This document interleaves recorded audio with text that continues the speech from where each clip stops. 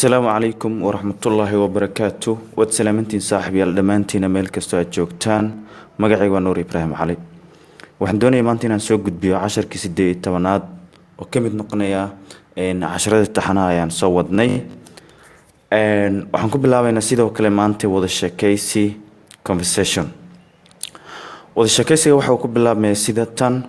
how many continents are there in the world adduunyada meeqa qaaradood ayaa ka jirta how many continents are there in the world adduunyada meeqa qaaradood ayaa ka jirta there are waxa ka jirta 6 continents 6 qaaradood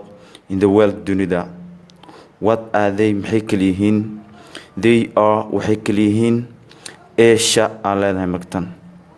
Asia maaha Asiana maaha Asia qaarada Asia la yiraahdo Europe qaarada Europe South and North America waqooyiga iyo koonfurta Mareykanka and America aan dhahay Australia and Antarctica iyo tan ugu dambayso la yiraahdo Antarctica waayahay wuxuu leeyahay marka when did Somali take its freedom from colonize Somali goormay qaadatay xornimadeeda oo ay ka qaadatay gumeysiga when did Somali take Somali goormay qaadatay its freedom and madax banaanideeda from oo ay ka qaadatay marka and colonies gumeystiyaasha Somali took Somali waxay qaadatay its independence labada eray isku macno leeyahay madax banaanideeda in 1960 1960 which countries colonized Somalia Somalia wadamada gumeystay and yay ahaayeen wadamada ahaayeen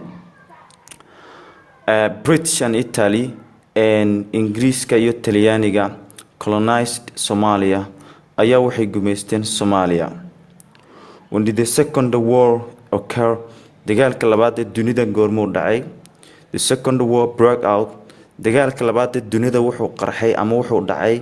in 1939 1939